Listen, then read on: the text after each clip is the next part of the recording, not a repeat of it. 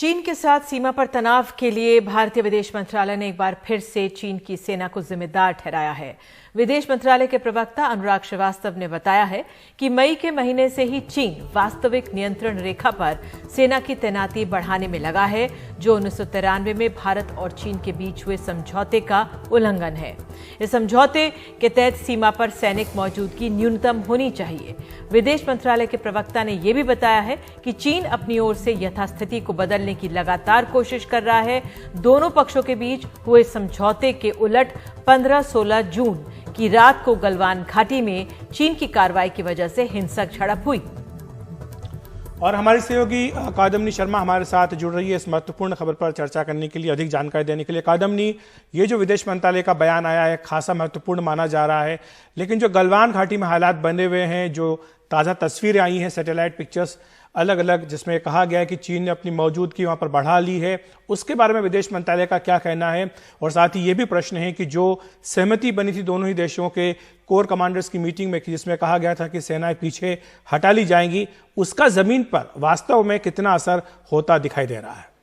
देखिए, यही सवाल मैंने अखिलेश पूछा था। आज की जो ब्रीफिंग थी विदेश मंत्रालय की, तो यही सवाल मैंने पूछा था। उसके जवाब में ये कहा गया है कि जो स्थिति बनी है वो असल में चीन की हरकतों की वजह से बनी है। साफ साफ पहली बार ये कहा गया है कि मई से ही लगातार वहां पर चीन अपनी सेना और आर्मामेंट जो है वो जमा कर रहा था, और इसके बारे में जब वहां पर आपत्ति जताई गई, उसके बाद धीरे धीरे जो स्थिति बनी, उसके बाद 6 जून को ये निश्चित हुआ कि धीरे धीरे पीछे हटेंगे, डी एस्केलेट करेंगे, डिसएंगेजमेंट करेंगे। लेकिन तब भी जो भारत ने कहा, आज जो विदेश मंत्रालय ने भी कहा कि हम लगातार एलएसी के जो नियम हैं, जो सभी पैक्ट्स हैं, जो सभी अग्रीमेंट्स हैं, उनको फॉलो करते हैं। लेकिन साफ तौर पर चीन जो है वो ऐसा नहीं कर रहा है। पहले भी ऐसी घटनाएं हुई हैं, लेकिन साफ मैकेनिज्म है उसको हैंडल करने का। लेकिन इस बार जो हुआ है वो बिल्कुल अलग है। पहली बार इस तरह से विदेश मंत्रालय ने बिल्कुल साफ कहा है कि इस बार की जो घटना है पहली बार की तरफ से बिल्कुल अलग है। और साफ साफ जो आपको याद होगा कि कल भी विदेश मंत्रालय जो है चीन का, वहां से, और जो चीनी सेना के प्रवक्ता है उन्होंने साफ तौर पर आरोप भारत की सेना पर लगाया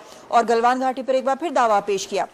इसके जवाब में भी साफ कहा गया है कि जो इस बार हो रहा है, जो चीन वहां पर एलएसी पे कर रहा है, उसके साथ साथ इस तरह के दावे भी वो कर रहा है जो कि बिल्कुल तथ्यात्मक नहीं है। उन्होंने ये भी साफ किया है विदेश मंत्रालय ने कि अगर यही स्थिति रही तो ये दोनों देशों के रिश्ते के लिए ठीक नहीं होगा। हालांकि उन्होंने कहा कि कल जो बुधवार को जो बैठक हुई थी, जो एक वर्किंग मैकेनिज्म है सीमा विवाद को सुलझाने के लिए दोनों पक्षों की तरफ से, जिसमें ज्वाइंट सेक्रेटरी लेवल की बैठक होती है और वर्चुअल इसमें बैठक हुई है, उसमें जो अभी एक दिन पहले यानी मंगलवार को जो बातचीत हुई है, कमांडर्स की बातचीत हुई है, फोकस उस पर रहा और ये तय हुआ कि 6 तारीख का जो सहमति थी कि कैसे पीछे हटेंगे, उस पर बात बनी और नजर अब इसी पर है। लेकिन ये साफ कह दिया गया है कि अगर यही हालात रहे तो दोनों देशों के रिश्तों के लिए अच्छा नहीं होगा। अखिलेश, शुक्रिया कादम्नी आपका इस तमाम जानकारी के लिए। तो एक तरफ जहां भारत और चीन के बीच में सीमा पर तनाव है, वहीं देश में बीजेपी और कांग्रेस के बीच में भी जमकर खींचातानी देखने को आ रही है।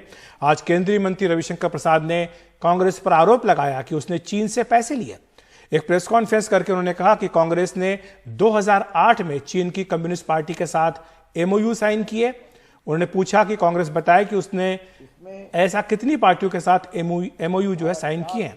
उन्होंने ज्यादा संगीन आरोप यह लगाया कि सन 2005-6 में राजीव गांधी फाउंडेशन में चीनी दूतावास से पैसे लिए गए।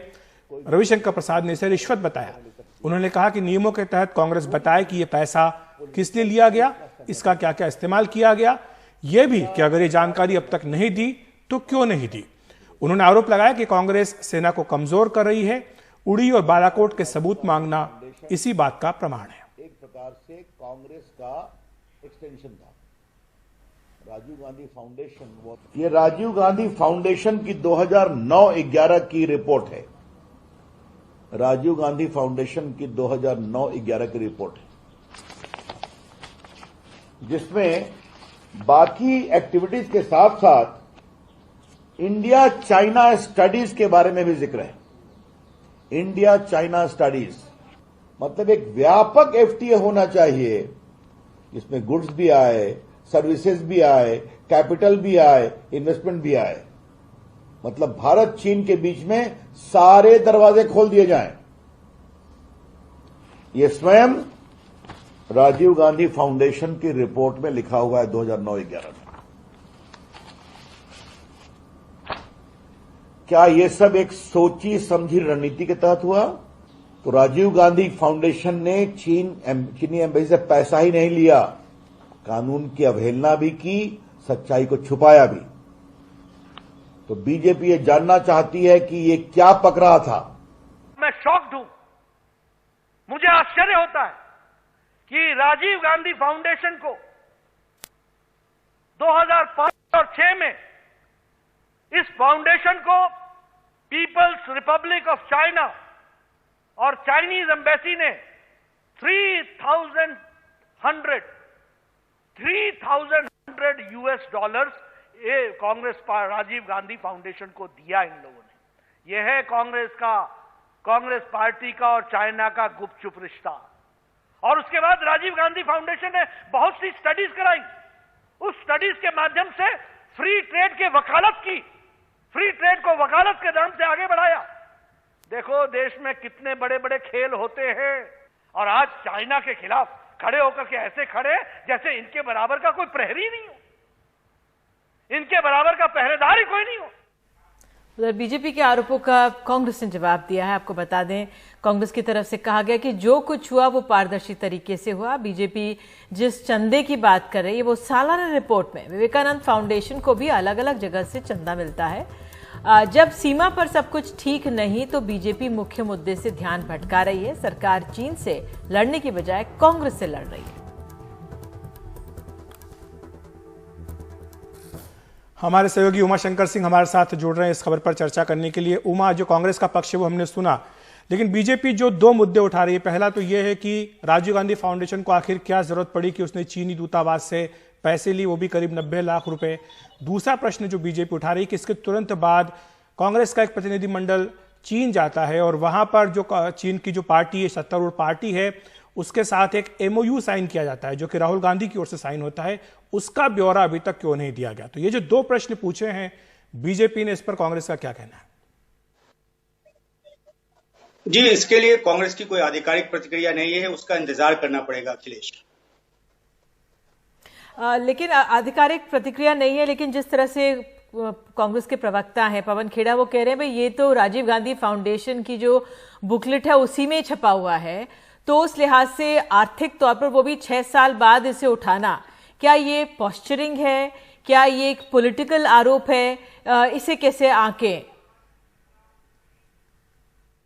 जी देखिए निधि, जो पवन खेड़ा ने बताया वो आपने बता दिया है और उससे ज्यादा कांग्रेस पार्टी की तरफ से अभी कुछ नहीं कहा गया है। जरूर कांग्रेस पार्टी इस पे एक आधिकारिक प्रतिक्रिया लेकर सामने आएगी, लेकिन अभी कांग्रेस यही कह रही है कि जब चीन से लड़ना चाहिए, सरकार का पूरा जोर कांग्रेस पार्टी से लड़ने पर है। और जो कुछ भी एनुअल रिपोर्ट का हवाला देकर रविशंकर प्रसाद ने कहा है वो एक पारदर्शी तरीके से हुई बात है। और जहां तक डेलीगेशन लेकर चीन जाने की बात है तो कांग्रेस का ये भी कहना है कि बीजेपी भी अलग अलग मौकों पर डेलीगेशन लेकर चीन जाती रही है। और पवन खेड़ा ने ये भी कहा है कि चाहे वो BCCI हो, चाहे वो गुजरात की कई परियोजनाएं हो, कई तरह के MOU साइन हुए हैं और इन सब के आधार पर यह नहीं कहा जा सकता कि देश के हित के खिलाफ कोई बात हुई है। तो ये अभी तक कांग्रेस पार्टी की तरफ से निकलकर सामने आया।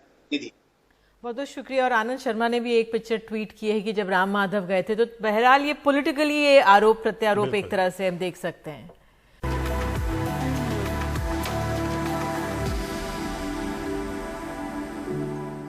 बेंगलुरु शहर में बने सरकारी डीलक्स गेस्ट हाउस के 100 कमरों को VVIP कोविड ट्रीटमेंट सेंटर में तब्दील करने का फैसला लिया गया है। यहां संक्रमित मंत्री, सांसद, विधायक और दूसरे वरिष्ठ अधिकारियों को रखा जाएगा। जहां एक तरफ सरकारी अस्पतालों में आम लोगों के लिए जगह नहीं है, वहीं VVIP के लिए इस खास इंतजाम से विवाद उठ खड़ा हुआ है। कुमारा कृपा सरकारी गेस्ट हाउस बाहर से जितना शानदार दिखता है, अंदर से भी उतना ही आकर्षक है। इसी के 100 कमरे वरिष्ठ अधिकारियों, मंत्रियों और कोरोना वायरस से संक्रमित ऐसे ही दूसरे VVIPs के लिए रखे गए हैं। सरकार का कहना है कि मौजूदा हालात में उससे जो बन पड़ रहा है वो कर रही है। Any place is in the interest of public interest. Medical सुविधाएं प्रदान करने के लिए सरकार का ये अधिकार है कि वो जिस जगह को उचित समझे इलाज के लिए ले सके। इसमें गलत क्या है? They are most welcome. to ensure the care is provided to the people. वैसे तो कुमारा कृपा गेस्ट हाउस में आम लोग भी बुकिंग करवा सकते हैं, लेकिन तरजीह वीवीआईपी को ही दी जाती है। चूंकि इसे कोविड ट्रीटमेंट सेंटर में बदला जा रहा है, ऐसे में यहाँ क्षमता से सिर्फ 33% बुकिंग लेने के निर्देश जारी किए गए हैं। वीवीआईपी कोविड ट्रीटमेंट सेंटर पर विपक्ष कांग्रेस को ऐतराज है। तो आपके पूरे हॉस्पिटल्स बंद फिल हैं, आपके पास आईसीयूज नहीं है, वेंटिलेटर्स नहीं है, एम्बुलेंस नहीं है। मेरा सरकार से सीधा सीधा सवाल यह है कि विशेष फैसिलिटी क्यों चाहिए? आपने 2.5 महीने जो लॉकडाउन किया था उसमें ये सब फैसिलिटी क्यों नहीं बनाई? जैसे सबको अच्छी फैसिलिटी बनाते तो उसी में ये भी लोग जाते हैं। कुमार कृपा गेस्ट हाउस में वीवीआईपी कोविड ट्रीटमेंट सेंटर बनाने को लेकर विवाद इसलिए उठ खड़ा हुआ है क्योंकि सरकारी अस्पतालों में बेड्स खाली नहीं है और यहाँ सुविधाओं की काफी कमी है। इस सरकारी गेस्ट हाउस में वीवीआईपीज को जो सुख सुविधाएं मिलेंगी वो किसी कॉरपोरेट अस्पताल के डीलक्स रूम से भी कहीं ज्यादा होंगी, क्योंकि यहाँ कमरे काफी बड़े हैं और खिड़की खोलते ही बाहर फल फूल पेड़ पौधे सब कुछ देखने को मिलेगा। वीवीआईपीज को अपने वीवीआईपी होने का एहसास होगा, भले ही आम लोग अपनी बेबसी पर आंसू बहा रहे हों। किसी भी सरकार को इससे क्या फर्क पड़ता है। बेंगलुरु से कैमरामैन कुमार के साथ निहाल खिदवई, एनडीटीवी इंडिया।